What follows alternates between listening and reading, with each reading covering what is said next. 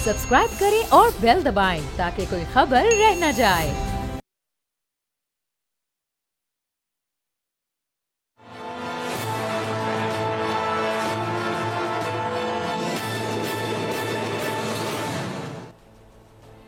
अस्सलाम वालेकुम, मैं बाब जहांगीर। आप देख रहे हैं प्रोग्राम तज्जिया। 8 फरवरी के इंतखाबात के लिए अब कागजात नामजदगी तमाम जमातों के उम्मीदवार जमा करा चुके हैं और अब इसकी मंजूरी का अमल आहिस्ता आहिस्ता शुरू हो चुका है और दो तीन तीन हलकों से एक एक उम्मीदवार ने कागजात जमा करवाए हैं। अब तमाम सियासी जमातें अपनी बाकायदा तौर पर इलेक्शन कैंपेन शुरू भी कर चुकी हैं। बड़े बड़े बयानात और दावे भी सामने आ रहे हैं। आसिफ अली जरदारी पाकिस्तान पीपल्स पार्टी के शरीक चेयरमैन हैं, वो तो यहाँ तक कहते हैं कि हुकूमत वही बनाएंगे, उनके खिलाफ जितने भी इलेक्टोरल अलायंसेस बन जाएं या सीट एडजस्टमेंट्स हो जाए, लेकिन उनकी अपनी तैयारी पक्की है और वो आगे इस इंतखाबात में हुकूमत बनाने जा रहे हैं। पाकिस्तान पीपल्स पार्टी वही जमात है जो कि लेवल प्लेइंग फील्ड ना होने का एतराज सबसे पहले लेकर सामने आई थी और अब उसकी जानिब से कहा जा रहा है कि जो भी फील्ड उन्हें इलेक्शन में मिलेगी बहरहाल वो उस पर परफॉर्म करने की कोशिश करेंगे। और हैरानकुन तौर पर पाकिस्तान तहरीक इंसाफ भी बहुत सारे रिजर्वेशन थे उनके और ये कहा जा रहा था कि उनको तो कैंडिडेट्स ही शायद ना मिल सके, लेकिन जब कागजात जमा हुए तो कमोबेश सारे हलकों से उनके कैंडिडेट्स न सिर्फ सामने आए हैं बल्कि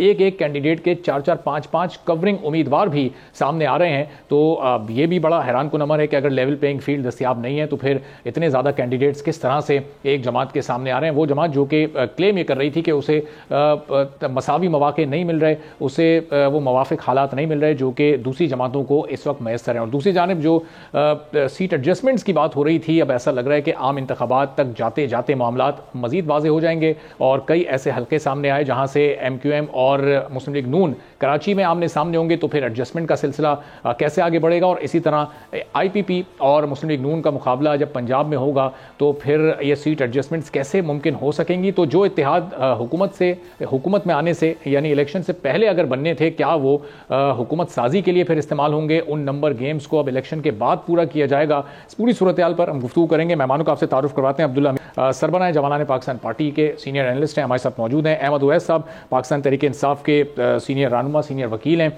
हाफिज़ हुसैन अहमद साहब जमीयत उलमा इस्लाम के सीनियर रहनुमा हमारे साथ मौजूद हैं। तीनों मौजूद मेहमानों को प्रोग्राम में वेलकम करते हैं। अहमद उवैस साहब, गुफ्तगू आपसे शुरू करते हैं चूँकि आपकी जमात कह रही थी कि लेवल प्लेइंग फील्ड आप लोगों को दस्तयाब नहीं है और बहुत मुश्किलात का सामना आपको करना पड़ रहा है। आपके लोगों से कागजात भी छीने जा रहे हैं, चंद एक वाकयात रिपोर्ट भी हुए थे।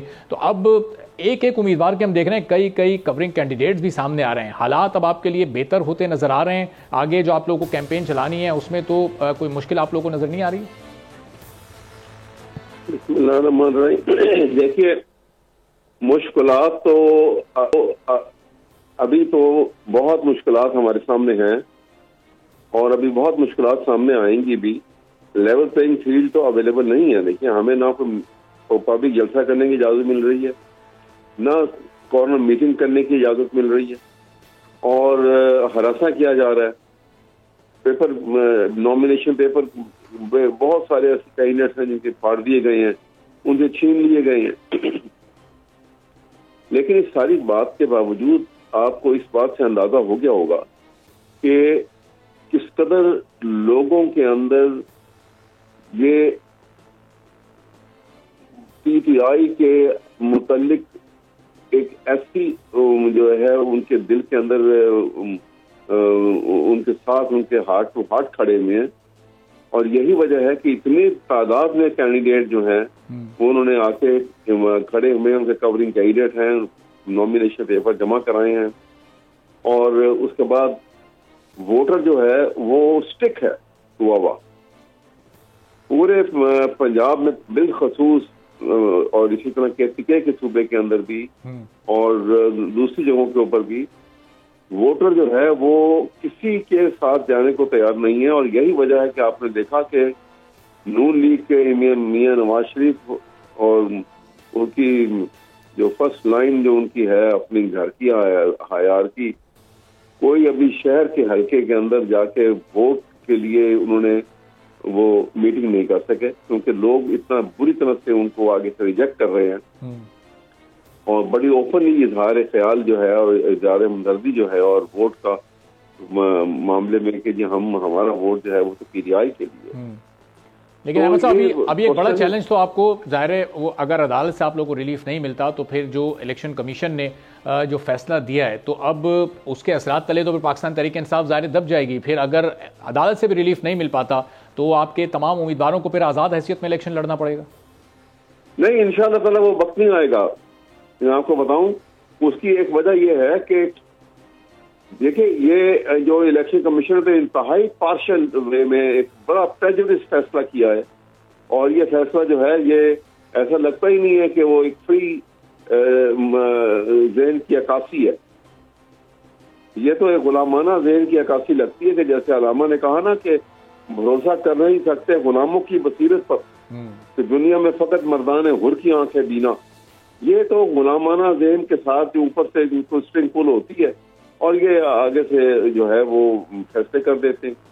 मैं आपको ये बताना चाहता हूँ कि आर्टिकल 17 जो है कॉन्स्टिट्यूशन का जी, वो बुनियाद है, और सुप्रीम कोर्ट ने टाइम एंड अगेन इसके ऊपर बड़ी अच्छी जजमेंट आई हुई है जिसमें उन्होंने ये कहा है कि ये आर्टिकल जो है, इसके तहत ही formation of political parties, right of association और इसके election participation of the political party, ये फंडामेंटल राइट्स में शुमार होता है। और इसके होते हुए ये तो बड़ी छोटी सी बात है जिसके ऊपर आपको किसी को आप रिस्ट्रेन कर लें, एक बड़ी पॉलिटिकल पार्टी को जिसके करोड़ों में वोटर मौजूद है, सही कि तुम वोट नहीं कर सकते कि जनाब तुमने इलेक्शन जो है ठीक नहीं कराया, और वो भी एक सतही बात के ऊपर विदाउट गोइंग इनटू एविडेंस जो है आपने एक जुबानी कलामी जो है ये तय कर लिया हुआ था कि इनको आउस्ट करना है, इनको इलेक्शन में हिस्सा नहीं लेने देना। तो इसलिए ये मैटर जो है कोर्ट में हम ले जा रहे हैं, ठीक है, और इंशाअल्लाह ताला आप देखिएगा कि कोर्ट से फैसला जो है वो जरूर फेवरेबल आएगा, क्योंकि ये फंडामेंटल राइट्स है जिसको किसी सूरत भी रोका नहीं जा सकता, सिर्फ इस मामूली सी बुनियाद के ऊपर कि जी वो इलेक्शन इनका जो आपने चीफ इलेक्शन कमिश्नर अपना बनाया था वो लीगली प्रॉपरली वो उसकी जो है अपॉइंटमेंट नहीं हुई, ऐसी बेसलेस ग्राउंड बनाई हुई है। ठीक है, चलें अब आप लोग जा रहे हैं अदालत, तब देखते हैं कि अदालत से फैसला क्या था। तो हाफिज हुसैन अहमद साहब, पाकिस्तान तहरीक इंसाफ जा रही है अदालत के उन्हें एज पार्टी इलेक्शन लड़ने की इजाजत दी जाए, JUI का इस पर क्या मौकिफ है? अदालत से लेना चाहिए कि एज पार्टी ये मौजूद हों, ज़ाहिर है एक बड़ी पार्टी, स्ट्रॉन्ग पार्टी मौजूद होगी तो आप लोगों को भी थोड़ा मुकाबले का मजा आएगा, और अगर फिर इस तरह इनको इलेक्शन से आउट कर दिया गया तो आज़ाद हैसियत में तो इनके लोग फिर भी इलेक्शन लड़ेंगे। बिस्मिल्लाहिर्रहमानिर्रहीम, शुक्रिया जी। जहाँ तक इंतखाबात का ताल्लुक है तो यकीनन मैं समझता हूँ कि जमीयत के सरबराह मौलाना फजल रहमान साहब ने कई दिन पहले कह दिया था कि मेरे अगर मुखालिफ हैं, अगर उसके हाथ बंधे हुए हों और मेरे खुले हुए हों तो फिर दंगल का मजा ही नहीं आएगा। तो मैं समझता हूँ एक सियासी वर्कर की हैसियत से कि जितनी भी जमातें हैं उनको वो हक दिया जाए ताकि वो मैदान में आए, और इंतखाबात के हवाले से ही अवाम को फैसले का हक दिया जाए।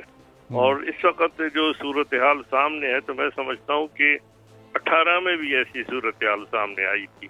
अच्छा, अब बदकिस्मती ये है कि 18 में शायद लाडला कोई और था और शायद अब कोई लाडला कोई और बनाया जा रहा है। इसलिए इस वक्त जरूरी है कि इलेक्शन कमीशन जो है वो अपने आप को जो है गैर जानिबदार, इलेक्शन से पहले ही अगर वो अपने आप को जानिबदार साबित कर रहा होगा तो फिर इलेक्शन के बाद जो सूरत हाल है वो फिर इंतहाई मखदूश होगी। और हमारी तारीख अगर आप उठा कर देखें, हर इलेक्शन के बाद एक नया शोशा जो है वो छोड़ दिया जाता है और उसके बाद उस इलेक्शन को भी मुस्तरद किया जाता है, फिर कंटेनर भी निकलते हैं, घेरा जलाव भी होता है, सारे मामलात होते हैं। सही।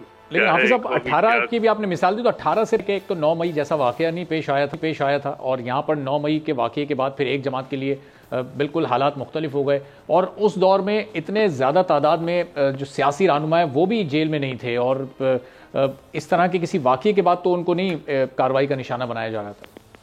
देखिए, जहाँ तक 9 मई का वाकया है तो यकीनन अदालतें मौजूद हैं और जो लोग हैं वो गिरफ्तार हैं, जो इतलात मीडिया के जरिए सामने आ रही हैं, और उसके बाद उन पे अगर फर्जी जुर्म आयद हो जाती है और वो मुल्जिम जो है मुजरिम करार पाते हैं, उनको सजा दी जाए। उसकी सजा बल्ले को तो नहीं दी जाए ना। यानी बल्ला तो शामिल नहीं था।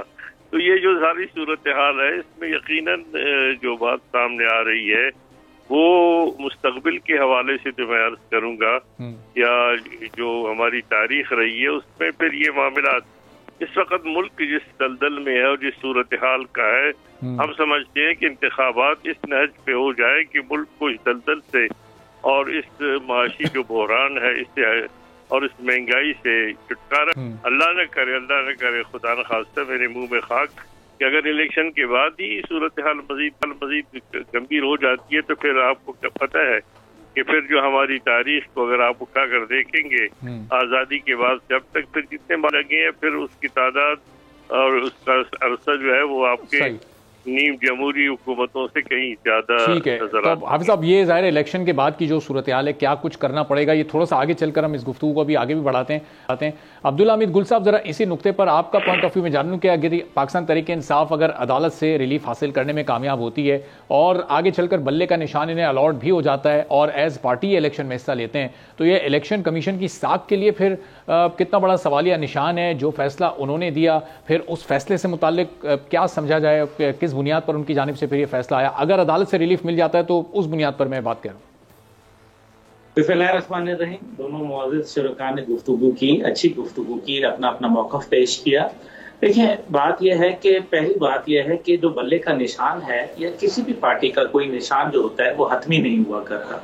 ये फैसला जो है इलेक्शन कमीशन करती है। हाँ, ये जरूर होता है कि आप प्रायोरिटी जरूर देते हैं, लेकिन इसका ये हरगिज़ मतलब नहीं है। ये बड़े वाज़े इलेक्शन कमीशन के कवानीन मौजूद हैं और मैं खुद अपनी पार्टी के हवाले से 2 दफा मेरा जो है वो चेंज हो चुका है, तो इसमें ऐसी कोई बात नहीं होती। असल बात यह है कि जो दूसरा है कि लाडला अब्दुल्ला साहब, पाकिस्तान तहरीक इंसाफ का भी पहले इंतखाबी निशान चिराग था। जो इब्तदाई इलेक्शंस पाकिस्तान तहरीक इंसाफ ने लड़े हैं वो चिराग के निशान पर लड़े।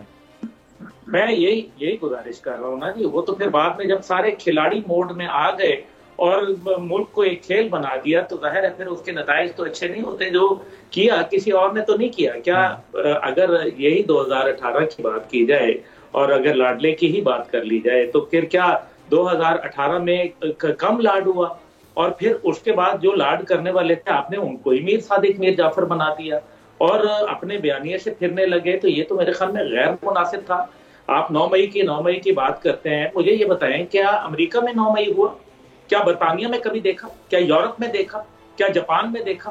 क्या किसी मुल्क के अंदर अपने ही लोग अपने सरकारी इदारों को और इमलाक को और अपने GHQ को जलाते हैं या तोड़ते हैं? नहीं तोड़ते ना जी। बात ये, इसलिए मसला यहाँ एक बहुत अहमियत का शामिल है ना। पहले जो है अब कोई लाडला वाडला कोई नहीं है, एक लेवल प्लेइंग फील्ड दी जाएगी। और मैं आपको ये बता रहा हूं कि उसमें PTI की जीतेगी। उसके अंदर 30-35 सीटें जरूर PTI जो है, जो कि मैं अपना तजविया रखता हूं, उसमें लेने में कामयाब हो जाएगी। लेकिन मसला यहाँ ये नहीं है। मसला यहाँ ये है कि अगर मेहनत ना करें और अवाम में अपनी काम की वजह से अपनी मकबूलियत को खो दें, क्या आप जैसे जो सीनियर रहनुमा और ये जो एंकर्स हैं, क्या आप लोगों ने ये तजविया नहीं पेश कर रहे थे 2000 जब खान साहब की हुकूमत जा रही थी? तो क्या हकीकत ये नहीं है कि इनके लोगों को रेस्क्यू करके जो है अपने इलाकों से MNA, MPA और सेनेटर्स को लाया जा रहा था क्योंकि कारकर्दगी इतनी बुरी थी? और ये तो बात खुद जो है ये तस्लीम करते हैं कि अगर 5 साल इनको मुकम्मल करने दिए जाते तो शायद ये इनका नामो निशान ना रहता। मसला यहाँ ये नहीं है। मसला यहाँ ये है कि लेवल प्लेइंग फील्ड दी जा रही है, सबको मिलेगी और कोई लाडला नहीं है। हाँ, जिन लोगों ने कोई कौमी जुर्म सरजद किए हैं, जिन्होंने जो है वो कोई गलत काम किए हैं, जिन्होंने नफरतें जो है वो बोई हैं, या मैं समझता हूं कि चाहे वो नून लीग के लोग जो हैं, क्या आपने वहां नून लीग का बयानिया नहीं सुना था कि जब अक्टूबर के अंदर उठा के नवाज शरीफ साहब जो है वो आर्मी चीफ का नाम लेके उनको चार्जशीट कर रहे थे गुजरांवाला में? क्या ईंट से ईंट जरदारी साहब नहीं बजा रहे थे? क्या जो है वो मेमो गेट स्कैंडल जो है वो कौम भूल गई है, जिसके अंदर लुबे लुबाब ये था कि आए और पाकिस्तान फौज के ऊपर हमला करें और न्यूक्लियर ले जाएं और उसके बदले में हमें 100 बिलियन दे दें? क्या ये हकीकत नहीं है? क्या उस वक्त के सिटिंग आर्मी चीफ और सिटिंग ISI के चीफ जो है, क्या उनका एफिडेविट अदालत में नहीं मौजूद? उसके ऊपर कोई बात नहीं करना चाहता। उसके ऊपर कोई देखिए ना, अगर एक तरफ जो है अगर कंडेम किया जा सकता है कि अफगान मुहाजिरीन की वापसी के हवाले से जो बातचीत जो कि गैर कानूनी तौर पर मुकीम है, तो दूसरी तरफ जो 23 जनाजे उठ गए वहां डीआई खान के अंदर, क्या उनके ऊपर किसी को कोई बात नहीं करती? क्या जो है वो सिर्फ लोगों को बलोच मार्च अब्दुल्ला साहब, ये वो लोग माजी के आप जितने भी हवाले दे रहे हैं अब्दुल्ला साहब, ये तमाम हवाले बिल्कुल अपनी जगह दुरुस्त हैं, फैक्चुअल भी हैं। ये 2022 में 3.5 साल बाद जब ये पीडीएम ने ये तख्ता उल्टा, पाकिस्तान तहरीक इंसाफ को अदम एतमाद के जरिए उनकी हुकूमत हटी, तो वाकई अगर वो 5 साल पूरे करते तो ये 30-35 सीटें भी आप दे रहे हैं एक सेफ साइड के तौर पे, शायद ये 10-15 सीटें भी इनको ना मिलती। लेकिन उसके बाद जो पीडीएम ने वादे किए, जो दावे किए, उन 16 माह में वो भी तो नाकाम हो गए मुल्क को मुश्किलात से निकालने में। और अब इंतखाबात के बाद फिर वही सियासी, वही जमातें, वही पीडीएम की जमातें, वही पाकिस्तान तहरीक इंसाफ, तो ये जो माजी में नहीं कर सके अब ये मुस्तकबिल में कैसे करेंगे, क्या गारंटी है? बड़ी खूबसूरत आपकी बिल्कुल सही तजरिया। देखें, क्या जो अभी आने वाली पार्लियामेंट है वो आपको हंग पार्लियामेंट नहीं नजर आ रही?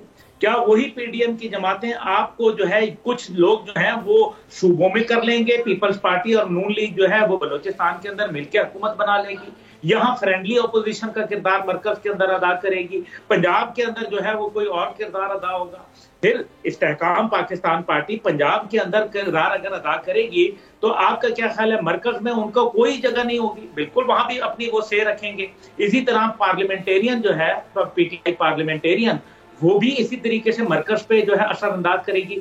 चूचू का मुरब्बा बन जाएगा और चूचू के मुरब्बे के अंदर इस सिस्टम का कबाड़ा हो जाएगा जिसके ऊपर पहले ही अवाम जो है वो दूर हो चुकी है। जहां तक बात है कि हमने वोट कितने लिए थे, 1,42,00,000 वोट जो है वो पीटीआई को मिले थे जब गालिबन, मैं if I am not wrong, जब 2018 का इलेक्शन हुआ था। तो बाकी पाकिस्तान की आबादी 24 करोड़ से तजावज कर गई है, और अगर 1 करोड़ और 42 लाख लोग जो है वो कौम का फैसला करेंगे तो ये कौन सी जमहूरियत है? देखिए ना, ये भी सवाल है। मैं एक जमहूरियत अंदाज की पार्टी चला रहा हूं और मैं इसी कानून के ताबे हूं, लेकिन मैं एक जहन रखता हूं, सवाल पूछना चाहता हूं, अपनी आवाम का तर्जुमान हूं। नौजवान मुझसे सवाल पूछते हैं, और खुद क्या पीटीआई का जो 90 दिन का वादा था उसके बाद सदारती निजाम की बातें नहीं शुरू कर दी थी इन्होंने खुद? तो मकसद ये है कि अभी दूसरी तरफ है मौलाना फजलुर रहमान। देखें, मौलाना फजलुर रहमान साहब जो है वो पीटीआई के दौरे हुकूमत था और उन्होंने जो है वो बल्दियाती इंतखाबात के अंदर जो है एक वाज़ेह कामयाबी हासिल की थी केपीके के अंदर। तो फिर क्या अगर आज अगर वहां वो केपीके के अंदर मुस्तकबिल करीब के अंदर अगर हुकूमत बनाते नजर आते हैं तो फिर क्या ये कोई लाडलापन कहलाया जाएगा या ये कहा जाएगा कि ये लेवल प्लेइंग फील्ड नहीं है? भाई, इस टाइम पे एक फिजा है, इस टाइम पे एक साइफर का बयानिया घड़ा गया और उसके बाद जो है वो मामलात जो है वो ऐसे आए कि लोगों के अंदर एक इश्तियाल पैदा कर दिया गया, उससे कुछ जो है वो फैसिलिटेशन मिली। लेकिन ये भी देखें कि पीपल्स पार्टी के हाथ में जो है पीटीआई की तकदीर चली गई है और पीटीआई का फैसला जो है आपके ही प्रोग्राम में, आपको याद होगा 4 माह या 5 माह की पहले की बात है जब मैंने आपको कहा था कि इनका इत्तेहाद हो रहा है पीटीआई का और पीपल्स पार्टी का, तो आपको याद होगा। तो फिर क्या आप देख नहीं रहे कि क्या हो रहा है? अभी देखिए, मैं तो पिछले प्रोग्राम में भी ठीक है, चलें अभी अहमद उवैस साहब से जरा पूछ लेते हैं कि क्या वाकई फिर पीटीआई या पाकिस्तान पीपल्स पार्टी से हाथ मिलाने जा रही है। अहमद उवैस साहब, जाहिर है कि अब आप लोगों के पास ऑप्शंस तो बिल्कुल नहीं है कहीं सीट एडजस्टमेंट्स के, आपको तो अकेले इलेक्शन में जाना है, लेकिन ये जो लेवल प्लेइंग फील्ड ना होने का आप लोग को रिजर्वेशन है, ये पाकिस्तान पीपल्स पार्टी को भी है, तो दोनों जमातें क्या आगे मिल सकती हैं? गो कि आप लोग के नजरियात में अच्छा खासा एक फर्क है। जी देखिए, इससे पहले मैं अब्दुल्ला गुल साहब ने जो एनालिसिस किया है वो सेल्फ कॉन्ट्रडिक्टरी है बहुत सारी चीजें उसके अंदर। अच्छा, मैं उनकी बात करना चाहूंगा। एक तरफ वो कहते हैं कि देखें ये 24 करोड़ आबादी में से 1 करोड़ इतने लाख वोट हैं, वो क्या इनको ये कैसे रिप्रेजेंट कर सकते हैं?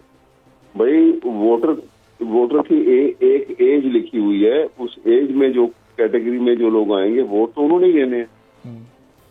अब वो 24 करोड़ जो हैं लोग, उसके अंदर तो बच्चे भी हैं, बूढ़े, वो कम उम्र भी हैं और जिनका वोटर नहीं है वो भी लोग शामिल हैं। मजमूई जो टर्न आउट रहा, वो टर्न आउट की बात करें कि टर्न आउट बहुत ही ना होने के बराबर था, बहुत ही कम था।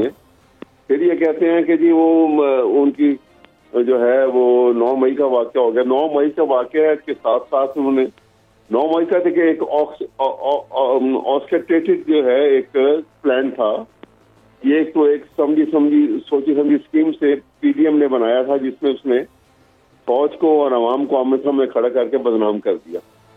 और ये आज चीज सामने इसी वजह से जुडिशियल इंक्वायरी नहीं हो रही। हम तो पहले दिन से कह रहे हैं कि आप जुडिशियल इंक्वायरी कराएं।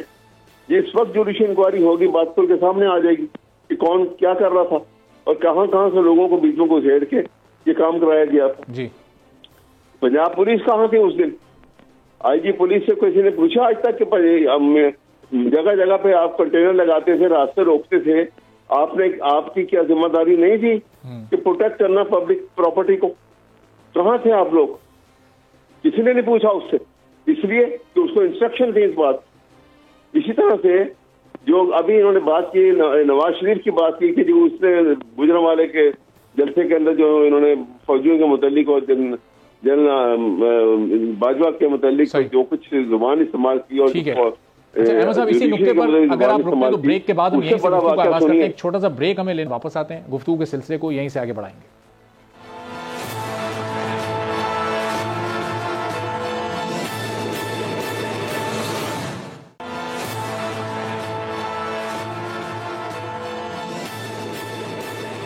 एक बार फिर आपको प्रोग्राम में खुशामदीद कहते हैं। और हाफिज हुसैन अहमद साहब, ये सीधा मैं सवाल आपकी तरफ लेकर आता हूँ कि इस वक्त हम जो इलेक्शन कैंपेन देख रहे हैं, सियासी जमातों के बयानात हमें वही वाले लग रहे हैं जो 2021 के आखिर में या 2022 के आगाज़ में जब अदम एतमाद की तहरीक आने वाली थी, पीडीएम की हुकूमत आने वाली थी, उस वक्त भी हम ये सुना करते थे कि पाकिस्तान के मसाइल का हल किसी एक जमात के पास नहीं है, तमाम जमातें मिलकर आएंगी तो पाकिस्तान के हालात बेहतर हो जाएंगे। लेकिन वो पीडीएम के 16-18 माह में क्या हाल हुआ वो सब आपके भी सामने है। महंगाई कहाँ पहुँच गई, गवर्नेंस का उस दौर में क्या हाल था। तो ये वही तमाम जमातें मिलकर एक बार फिर अगर आगे हुकूमत बनाएंगी और एक हंग पार्लियामेंट होगी तो कैसे फिर पाकिस्तान के मसाइल हल होंगे सर?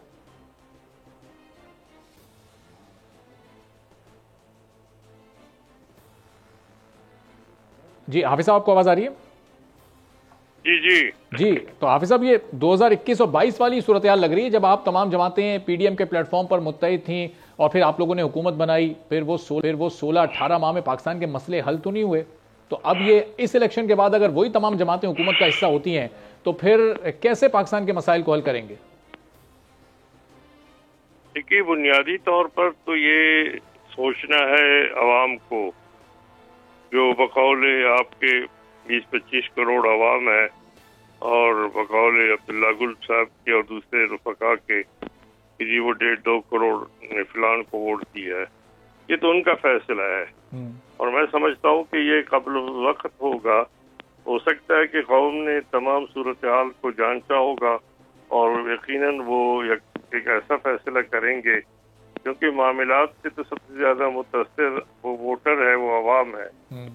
वो न 18 माह वाले हैं न 3.5 साल वाले हैं। तो सिर्फ हुक्मरान नहीं है या सियासतदान नहीं है। अभी भी अगर आप देखेंगे तो माशाल्लाह तमाम के तमाम वही लोग हैं जो 3.5 साल में थे या उससे पहले थे या 30 साल में थे या अभी 15-16 माह में थे, वही लोग आएंगे। तो अब लोगों को चाहिए कि उन्होंने फैसला करना है और वो फैसला मैं और आप नहीं कर सकते। जाहिर है कि जो नंबर आएंगे उसके मुताबिक ही हुकूमतें बनेंगी। और मैं समझता हूँ कि जो अभी बातचीत हुई थी उसमें यकीनन जब फेयर इलेक्शन होंगे तो यकीनन इस बात का भी इजाला हो सकेगा कि वाकई आवाम की हकीकी इंतखाब क्या है और हकीकी तौर पर वो क्या चाहते हैं अपने मुस्तकबिल के हवाले से। और अगर इस किस्म के हथकंडे जो माजी में इस्तेमाल होते रहे, अभी भी इस्तेमाल हो रहे, अगर ये होते रहे तो फिर मैं समझता हूँ कि बाद में फिर हम भी बंद गली में खुदा न खास्ता पहुँच रहे। अच्छा, तो हाफिज साहब, ये अप्रैल 2022 के बाद जितने भी ज़िमनी इंतखाबात पाकिस्तान में हुए उसमें हमने देखा सबसे ज़्यादा कामयाबी पाकिस्तान तहरीक इंसाफ को मिली। तो ये अभी आप जिस आवाम के मिजाज की, आवाम की मर्जी की बात कर रहे हैं, तो क्या वो आवाम ने कोई एक झलक दिखाई उस सूरत में या कोई इशारा दिया कि जो 5 साल बाद जो लोग अपने तौर पर सियासी तौर पर ख़त्म होने जा रही थी जो जमात अपनी परफॉर्मेंस की बुनियाद पर, उसको आप लोगों ने एक बार फिर जिंदा कर दिया? देखिए, अवाम का हाफिजा बहुत ज्यादा मजबूत मेरे ख्याल में नहीं है।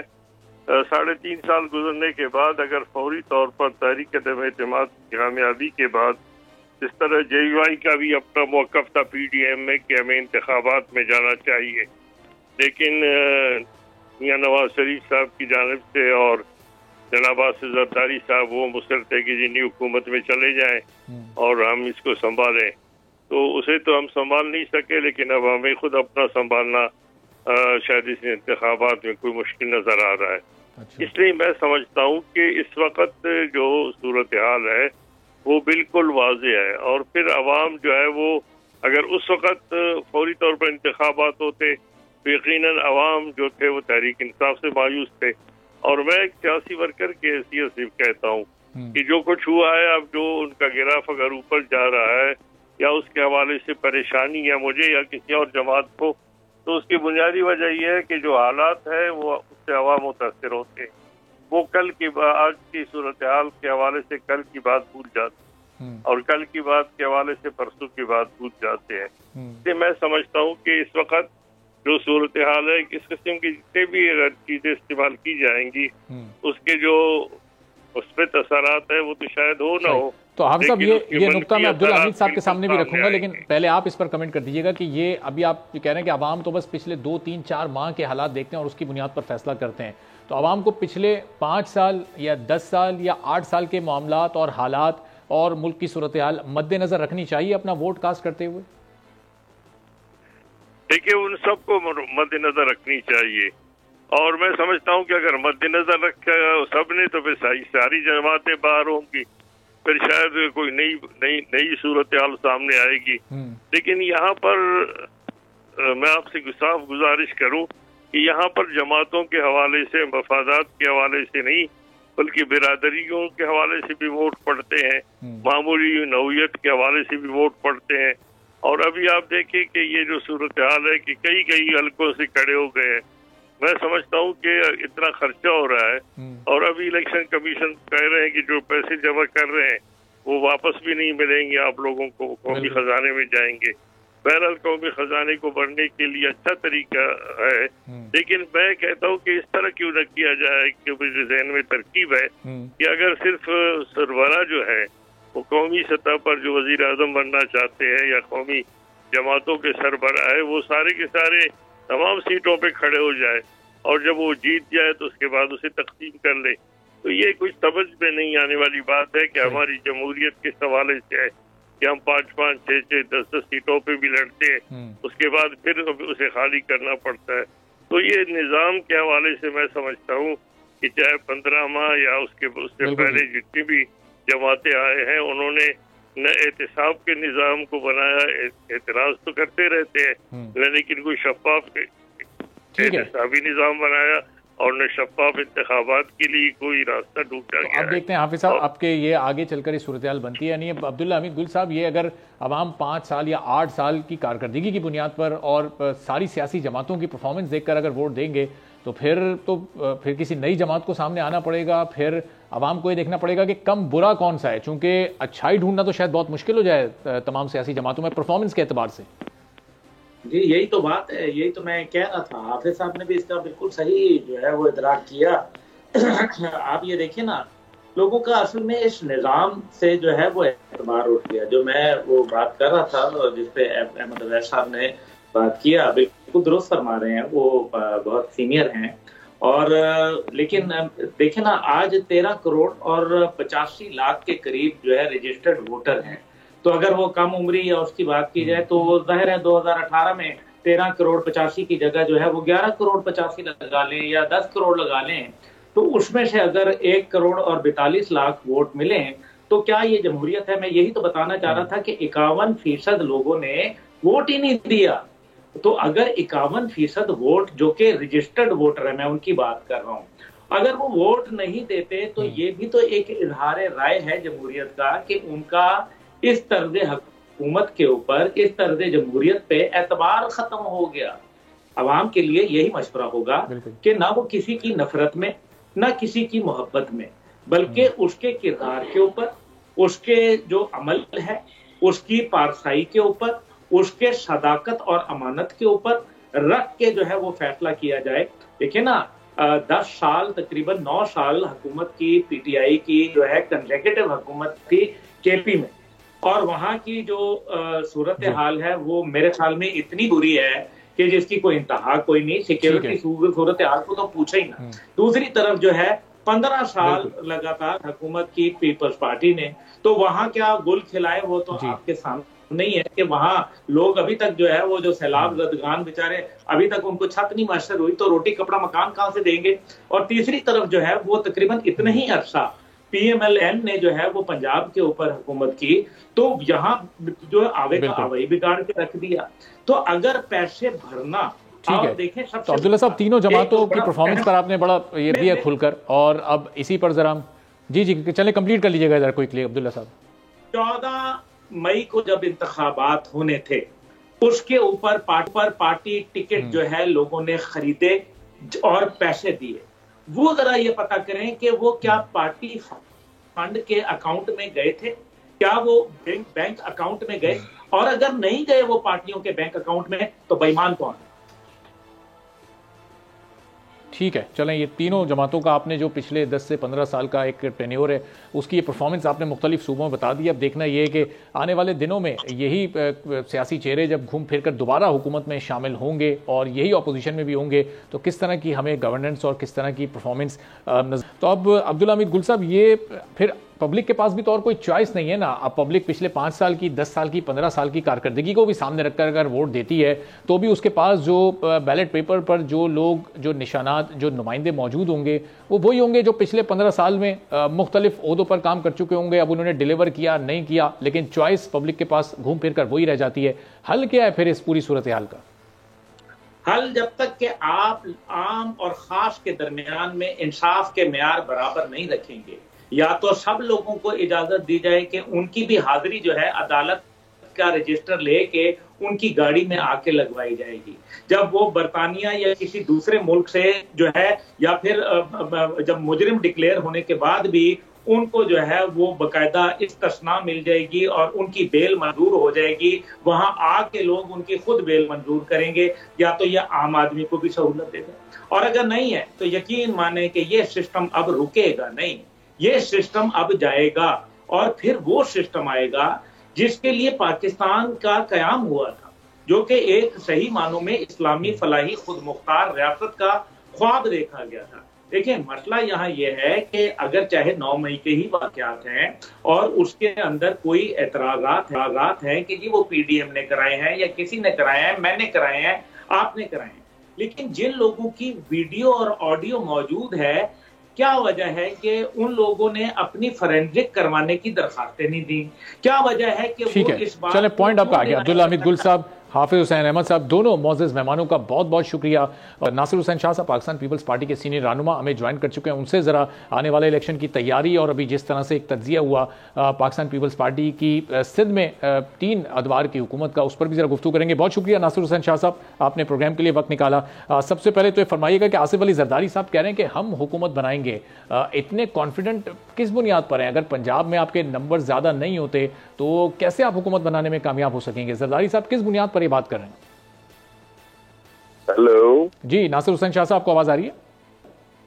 जी, अब आ रही है आपकी आवाज। जी बोले। नासिर साहब, ये जरदारी साहब ये कह रहे हैं कि हुकूमत हम बनाएंगे, 8 फरवरी के इंतखाबात के बाद हम सबसे बड़ी जमात होंगे। पंजाब में अगर आप लोग ज्यादा नंबर्स हासिल करने में कामयाब नहीं हो पाते तो फिर कैसे ये मुमकिन हो सकेगा सर? बिस्मिल्लाहिर्रहमानिर्रहीम, अल्लाहुम्मा सल्ली अला मोहम्मद व आले मोहम्मद। देखें, जो मौजूदा सूरत हाल है उसमें तो हम बहुत पुरुमीद हैं कि हम सिंपल मेजॉरिटी हमारी आएगी नेशनल असेंबली में, और अगर सिंपल मेजॉरिटी नहीं भी आती तो सबसे बड़ी पार्टी नेशनल असेंबली में पाकिस्तान पीपल्स पार्टी होगी इंशाल्लाह। उसकी वजह ये है कि सिंध में हम स्वीप कर रहे हैं, 61 सीटों में से हम 50+ इंशाल्लाह लाएंगे, और पंजाब की जो है वो 141 सीट्स हैं, जिसमें जनूबी पंजाब और सेंट्रल पंजाब जो है दोनों ही उसमें आप अगर शामिल करते हैं तो जनूबी पंजाब में तो हम बहुत अच्छी उसमें हैं और हमारे ज्यादातर लोग हमारे कामयाब होंगे। सेंट्रल पंजाब में जो खिचड़ी पकी हुई है IPP की, PMLN की, फिर दीगर और PTI के लोग भी सब, उसमें भी हम बहुत पुरुमीद हैं। बलोचिस्तान में 16 नशिस्तें हैं, तो इस दफा भी अगर आप जो इलेक्टेबल्स और पीपल्स पार्टी में आए हैं तो हम 10 के करीब वहां से एक्सपेक्ट कर रहे हैं। अच्छा, KP में भी जो है 41-45 थे, वहाँ भी हम 10+ की जो है हमारा अल्हम्दुलिल्लाह होंगे वहाँ से। तो ये वो चीजें हैं जिसकी वजह से हम समझते हैं कि हम बहुत अच्छा आपको सरप्राइज देंगे। इसके बरक्स आप देख लेना, दीगर जितने लोग हैं वो सब इलेक्शन से कतरा रहे हैं, आए बाएं शाएं कर रहे हैं, कोई मौसम का बहाना कर रहा है, कोई सिक्योरिटी की बात कर रहा है, और दूसरे लोग खुल के बात नहीं कर रहे। तो हम जो इतने कॉन्फिडेंस है वो इसी वजह से। और फिर सबके जहन में ये है कि जी पीपुल्स पार्टी का पंजाब में तो कुछ भी नहीं। आपको याद होगा कि 1997 में जब इलेक्शन हुए थे, जब बीबी शहीद जिंदा थी, तब हमें एक भी सीट जो है नेशनल असेंबली की पंजाब से नहीं मिली थी। बिल्कुल। लेकिन उसके बाद जब 2002 का इलेक्शन हुआ तो उसमें हम बड़ी पार्टी पाकिस्तान पीपुल्स पार्टी थी वहां पे नेशनल असेंबली में। तो हमें ये आता है एक सिलसिला जब नजर आता है कि पीपुल्स पार्टी की कम सीटें हैं, लेकिन आप देखिएगा और इस दफा चेयरमैन खुद लाहौर से इलेक्शन लड़ रहे हैं, उसका भी बड़ा अच्छा इम्पैक्ट आ रहा है। एक तो नजब ये कराची से नहीं लड़ रहे बिलावल साहब इलेक्शन और लाहौर से लड़ रहे हैं, इसकी भी वजह बताइएगा। और जो अभी आपने कैलकुलेशन बताई, सिंध से अगर आप 50+ भी कर लें, KPK और बलूचिस्तान से 10+ भी कर लें, तो ये भी कुल मिला के कोई 75-80 के करीब ये सीटें बनती हैं। तो ये बकिया 90 सीटें, क्या पंजाब की 141 में से 90 सीटें आप 90+ निकालने में कामयाब हो जाएंगे? जी, एक तो आपकी आवाज कट रही है, इस समय मैं ट्रैवलिंग में हूँ। दूसरी मैं आपको सिर्फ इसलिए कह रहा हूँ कि ये तो अभी हमारा वो आपको मैं अंदाजा बता रहा हूँ जो मैं एक फोर्स कर रहा हूँ, लेकिन हम इससे ज्यादा सीटें लेंगे। मैंने इसीलिए कहा कि सबसे बड़ी पार्टी पाकिस्तान पीपुल्स पार्टी होगी जिसके पास इतनी नशिस्तें होंगी। दीगर पार्टीज के पास ये नहीं है सूरत हाल के वो कोई इससे ज्यादा नशिस्तें ले। अच्छा। तो फिर ये कोलिशन गवर्नमेंट बनेगी तो जाहिर है जिसकी ज्यादा नशिस्तें हैं प्राइम मिनिस्टर उसका होगा, बाकी उसके साथ होंगे। तो नजर ये आपकी गुफ्तगू से लग रहा है कि पीपल्स पार्टी के लिए भी हालात इस वक्त साजगार हैं। बज़ाहिर पीपल्स पार्टी को कोई एतराज नहीं है। वो जो लेवल प्लेइंग फील्ड का मुतालबा आप लोग बार बार दोहरा रहे थे, तो वो तमाम इशू सॉर्ट आउट हो गए, वो आपके हल हो गए। अब आपको कहीं कोई शिकायत नहीं है इलेक्शन कमीशन से, निगरान हुकूमत से या किसी और सियासी जमात से भी?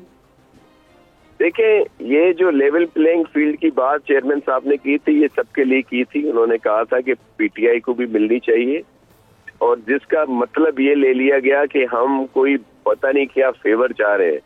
आप ये तारीख का एक हिस्सा है, रिकॉर्ड पे है कि पाकिस्तान पीपल्स पार्टी को कभी भी फेवर नहीं मिली किसी भी इलेक्शन में। जब जब पीपल्स पार्टी ने गवर्नमेंट बनाई है, अल्लाह की मेहरबानी और अवाम की जो भी मदद रही वोट उसमें इलेक्शन वाले दिन, हम अवाम के लाडला हैं और बनना चाहते हैं, हम किसी और के लाडले नहीं बनने चाहते। और उसकी दूसरी वजह जो आप कह रहे हैं कि हम सबसे मुतमईन हैं, देखिए हमारी रिजर्वेशन थी, हम भी चाह रहे थे कि अदलिया के लोग हों, ये जो RO हो, लेकिन तमाम हाई कोर्ट ने खुद ही मना कर दिया। लेकिन हम इलेक्शन की वजह से कि इलेक्शन में कोई डिले ना आए, इसलिए जिस तरह PTI वाले हाई कोर्ट में गए उसका हमने मजम्मत की कि उनकी वजह से एक लग रहा था ये इलेक्शन डिले होंगे। ये तो चीफ जस्टिस साहब ने मुमकिन बनाया, और मैं चीफ इलेक्शन कमिश्नर साहब को भी इसका सराहता हूँ कि वो अपील में गए, जिसकी वजह से ये मुमकिन हुआ कि 8 फरवरी को अब इलेक्शन हो रहे हैं। लेकिन हमें तहफ़्फ़ुज़ात हैं। अब भी आप देखें, मैं आपको अभी नोटिफिकेशन भेज रहा हूँ कि कोई 2-3 दिन पहले हमारे बहुत सारे SSP चेंज कर दिए गए, और उससे पहले केयर टेकर में आकर तमाम अफसरों को चेंज किया गया था। चीफ सेक्रेटरी IG साहब बाहर से आए, जितने सेक्रेटरीज थे, कमिश्नर थे, deputy commissioner, AC, Mukhtiar car, वो नीचे पटवारियों तक चेंज कर दिए गए। इसी तरह पुलिस में additional IG, DIG, SSP, DSP, SHO, वो हेड मोरर तक चेंज। लेकिन अब वो दोबारा हो रहे हैं। लेकिन नज़र अब आप पर, आपकी जमात पर, हमने कहा भी है, आपकी जमात पर ये इल्जाम लगा कि ये जितनी भी तकर्रियां तबादले हो रहे हैं, उसके बाद भी पाकिस्तान पीपल्स पार्टी के हिमायत याफ्ता लोग इन ओहदों पर आकर काम कर रहे हैं। और MQM पाकिस्तान ने इस प्रोग्राम में भी ऑन रिकॉर्ड ये इल्जाम लगाया आपकी जमात पर।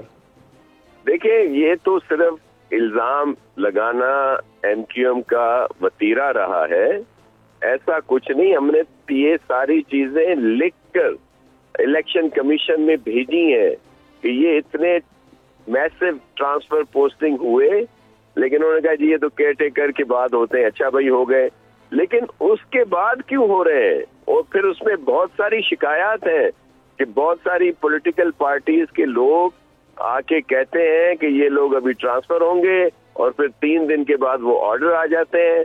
हमारे बहुत सारे अफसरों को धमकियां दे के एस्टेब्लिशमेंट की तरफ से उनको वफाक में बुला लिया गया। लेकिन मैं सिर्फ अर्ज ये कर रहा हूँ कि हमने तो कभी डिपेंड नहीं किया अफसरों पे या इन चीजों पे, हम तो अवाम की बात करते हैं। लेकिन मैं आपको सिर्फ ये बता रहा हूँ कि ये जो तासुर लिया जा रहा है कि जी पीपल्स पार्टी तो उसके तो सारे काम हो रहे हैं, ऐसा नहीं है। अच्छा। हमें शदीद तहफ़्फ़ुज़ात है। और फिर ये जो उसकी बात हुई थी डीलिमिटेशंस की, फिर ये जो इल्जाम लगाया था MQM पाकिस्तान की तरफ से या दीगर लोगों की तरफ से कि जी ये सब हमारी मर्जी से हुआ है, सबसे ज्यादा एतराजात हमारे हैं, वो रिकॉर्ड का हिस्सा है। बल्कि हमारे एतराजात तो नहीं माने गए, दीगर पार्टीज के उनके कहने पे बहुत सारी चेंजिंग हुई। वो हम जाके चीफ इलेक्शन कमिश्नर साहब के पास ये सारी चीजें उनको दे के आए हैं, एक दफा नहीं, बारहा उनको हमने ये सारी कुछ कहा है। लेकिन उसके बावजूद देखें ये हालिया मैंने जो आपको बताया 5-6 डिस्ट्रिक्ट में SSPs को ट्रांसफर किया गया है हालिया 2 दिन पहले। सही। और नाज़िब ये जो आप लोग के एतराज़ात थे डीलिमिटेशंस पर, उस पर आप लोग अदालत गए, अदालत का दरवाजा आपने खटखटाया? देखें हमने इलेक्शन कमीशन में गए, फिर अदालतों में भी गए हैं, हमारे बहुत सारे गए हैं उसमें हाई कोर्ट में। लेकिन आपके इल्म में है कि अभी फैसला आया है कि जी कोई डीलिमिटेशन का केस टेकअप नहीं होगा। पूरा कोई 1-2 नहीं, पता नहीं कितने जगहों पे हम लोग गए हैं कोर्ट्स में। सही। और नाज़िब ये जो अभी आपने अपनी पाकिस्तान पीपल्स पार्टी की पोजीशन 8 फरवरी के इंतखाबात में अभी वाजे की, एक फोर्सी की, ये पोजीशन आप पाकिस्तान तहरीक इंसाफ की मौजूदगी में फोर्सी कर रहे हैं, यानी वो भी ऑन ग्राउंड हो और इलेक्शन लड़ रहे हो, और उसके बाद पाकिस्तान पीपल्स पार्टी को आप सबसे बड़ी जमात बनता देख रहे हैं, या फिर माइनस PTI आपने बात की है?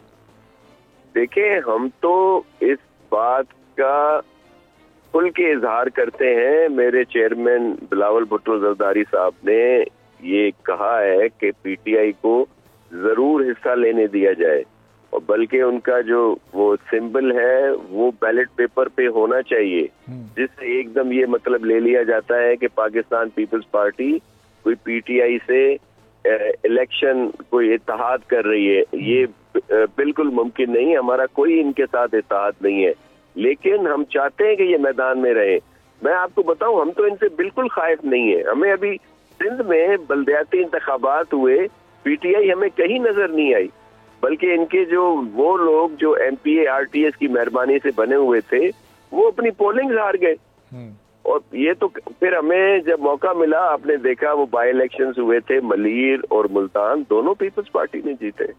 हम तो चाहते हैं ये मैदान में हो, मुकाबले में हो, और दूध का दूध पानी का पानी हो। ये जो एक सोशल मीडिया की तरफ से हवा बना दिया गया है PTI का, PTI की वो बात नहीं है जो ये आप मीडिया पे, सोशल मीडिया पे जो नजर आ रही है। ठीक है, चलें, बहुत बहुत शुक्रिया। नासिर हुसैन शाह साहब पाकिस्तान पीपल्स पार्टी के सीनियर रहनुमा थे, और कहा उन्होंने कि पाकिस्तान पीपल्स पार्टी की तैयारी मुकम्मल है। पाकिस्तान पीपल्स पार्टी ही 8 फरवरी को इंतखाबात के बाद सबसे बड़ी जमात के तौर पर सामने आएगी और फिर दीगर जमातों के साथ मिलकर हुकूमत बनाएगी। तो आने वाले दिनों में नासिर हुसैन शाह और आसिफ अली जरदारी के जो बयानात हैं इस पर मजीद तज्जिए भी आपकी खिदमत में पेश करते रहेंगे। इजाज़त दीजिए, अल्लाह हाफ़िज़।